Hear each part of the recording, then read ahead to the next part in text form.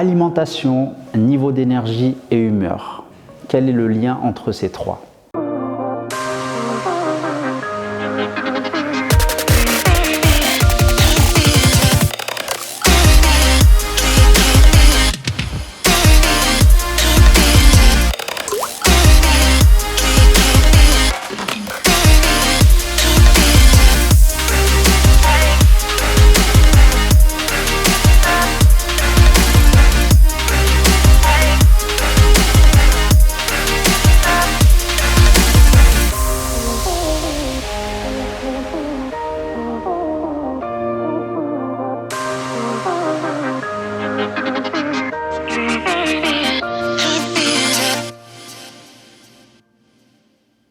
Bonjour, ici Mourad Hassani, coach mental et expert en perte de poids durable. Aujourd'hui, j'aimerais t'expliquer le lien entre l'alimentation, le niveau d'énergie et notre niveau d'humeur. Mais juste avant, je te recommande de t'abonner à la chaîne et de cliquer sur la petite cloche, de l'activer pour recevoir toutes les notifications à chaque fois que je publie un contenu pour être alerté et ne rien rater.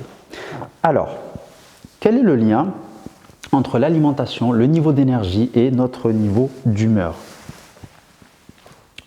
L'alimentation a un fort impact sur non seulement notre niveau d'énergie et notre niveau d'humeur. Donc je vais t'expliquer tout ça en détail. Déjà, l'énergie, pour moi, c'est quelque chose de très important dans tout ce qu'on entreprend dans la vie, peu importe l'objectif, même si on n'a pas d'objectif, juste pour faire les choses qu'on doit faire dans la vie de tous les jours, comme aller travailler, comme s'occuper de ses enfants, comme les tâches ménagères, enfin peu importe ce qu'on fait, le travail, etc., ça demande de l'énergie. Pour moi, l'énergie, ça se traduit par la capacité d'atteindre ses objectifs ou de faire des choses dans la vie avec le minimum de fatigue. C'est ça pour moi l'énergie. L'énergie, en fait, c'est ce qui résume tout, en fait, parce que sans énergie, on ne peut rien faire. Sans énergie, on ne peut pas se déplacer. Sans énergie, on est fatigué, on n'a qu'une envie, c'est de rester au lit. Donc l'énergie, pour moi, c'est comme si c'était un feu à l'intérieur de nous qui était constamment allumé. Et en fonction du niveau d'énergie, soit cette flamme, elle va être vraiment élevée et va nous pousser à agir et faire plein de choses, ou soit elle va être toute petite et du coup, on n'a pas trop envie, on n'a pas envie de, voilà, on a envie de rien faire. Et on remarque les gens qui ont envie de rien faire, qui sont constamment en train de refuser toute chose en fait dans la vie, ce sont des personnes qui ont une basse énergie, qui sont constamment avec une mauvaise énergie. Alors que les personnes qui réalisent de grands projets, des personnes qui font plein de choses incroyables dans ce monde, ce sont des personnes qui ont une grosse énergie, qui ont de l'énergie à revendre, parce qu'il faut dire ce qui est, si on veut réaliser des choses dans la vie, il faut énormément d'énergie, surtout quand c'est des objectifs élevés. Et je vois beaucoup de personnes en fait qui ont des objectifs élevés et qui ont des basses énergies.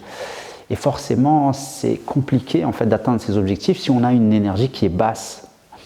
Si je prends mon exemple à moi, pendant que je suis en train de tourner cette vidéo, j'ai tourné plusieurs vidéos aujourd'hui dans la journée, ça m'a demandé énormément d'énergie. Et si j'ai une énergie basse, qu'est-ce qui va se passer?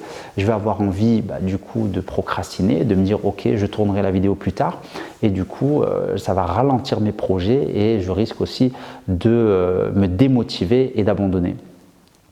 Alors comment on fait justement pour augmenter ce niveau d'énergie? Comment on fait pour améliorer son niveau d'énergie? Eh bien, ça passe par l'alimentation principalement. Alors, il n'y a pas que ça, mais l'alimentation est le principal facteur de notre niveau d'énergie.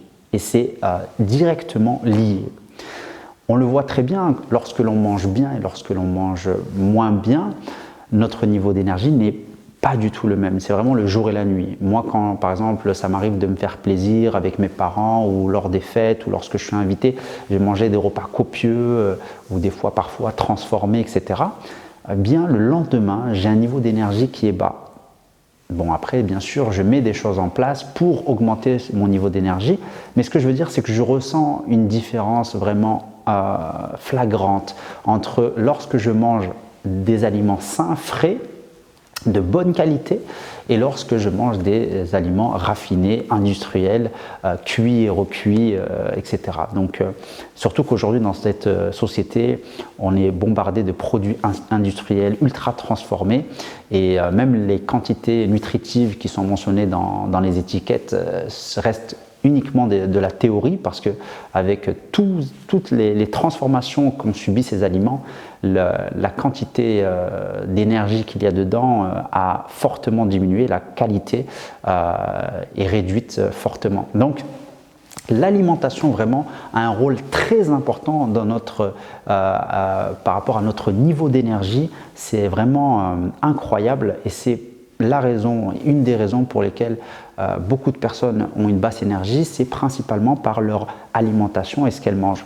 Donc, si aujourd'hui, toi, tu as une énergie basse, tu te sens fatigué, tu te sens vraiment avec une énergie très basse, eh bien, pose-toi la question, peut-être que ton alimentation aujourd'hui n'est pas optimale. Donc, ce que je te recommande, c'est déjà de commencer à rééquilibrer ton alimentation. Pas besoin de rentrer dans des régimes, des trucs hyper restrictifs. C'est pas ça, c'est juste d'optimiser ton alimentation, c'est-à-dire de privilégier des aliments frais, bio de préférence si tu peux le permettre, mais juste des aliments frais, des légumes, des fruits, des viandes, du poisson, des œufs, enfin voilà, tout ce qui est frais et qui n'est pas transformé par l'homme, voilà, qui est à l'état naturel. Donc déjà, juste en intégrant des aliments comme ça à 70-80% de ton alimentation, ton énergie va hautement donc s'élever, donc tu vas avoir une énergie bien plus haute, de consommer plus d'eau. Donc peut-être que ton hydratation aujourd'hui n'est pas optimale, donc je t'invite à boire plus d'eau. Donc essaye d'avoir à portée de main une bouteille d'eau à chaque fois. Donc moi j'ai toujours une bouteille d'eau, donc j'en ai une ici sur la gauche, j'en ai une ici sur la droite. Pourquoi? Parce que ça va me faire penser qu'il faut que je bois. Parce que sinon, si tu n'as pas de bouteille d'eau à ta portée de main, tu ne vas pas y penser, tu vas être préoccupé par tes tâches, par ce que tu es en train de faire. Et du coup, la fin de la journée, tu auras peut-être bu même pas peut-être 2 verres ou 3 verres. Donc ce qui n'est pas suffisant, sachant que notre organisme est composé à 70-80% d'eau. Et moi je remarque aussi les jours où je suis fatigué, il suffit que je bois plus d'eau et là tout de suite mon niveau d'énergie augmente. Donc l'eau, ta qualité d'aliment, donc ton alimentation, ton niveau d'hydratation, ton sommeil, la récupération est hyper importante, ça aussi sur le niveau d'énergie. C'est sûr que si tu dors mal, et j'ai fait une vidéo là-dessus par rapport au sommeil et comment justement améliorer son sommeil, où je te partage des conseils, des astuces, parce que ta récupération, si tu dors pas bien, si tu as un sommeil qui n'est pas réparateur, forcément ton niveau d'énergie va être impacté. Et ensuite, l'humeur. Pourquoi l'humeur est reliée à tout ça? Parce que si ton niveau d'énergie est bas, eh bien forcément tu vas te sentir du coup fatigué, tu vas peut-être être voilà, vraiment irrité et voilà, c'est une sensation qui n'est pas agréable. On est là, on se plaint parce qu'on n'a pas bien dormi, on n'a pas cette énergie. Et du coup, on a envie de rien. Donc, ça va aussi impacter notre niveau d'humeur. Donc, voilà pourquoi l'alimentation a un rôle hyper important. Donc, le but de cette vidéo, c'était vraiment de te sensibiliser là-dessus. Et si aujourd'hui, tu as une énergie basse, si aujourd'hui, tu es constamment irrité, tu ne te sens pas bien dans ta peau, peut-être que, et même c'est même fort probable que ça vient de ton alimentation et de ta récupération. Voilà, donc c'est tout pour moi pour cette vidéo. J'espère que ça t'a plu, j'espère que ça a répondu à certaines de tes questions. N'hésite pas à partager, liker ou commenter ou pose-moi tes questions ou fais-moi tes retours sur cette vidéo. Et abonne-toi à la chaîne si ce n'est pas encore fait, active la cloche pour ne rien rater et on se dit à très vite dans une prochaine vidéo. Bye bye!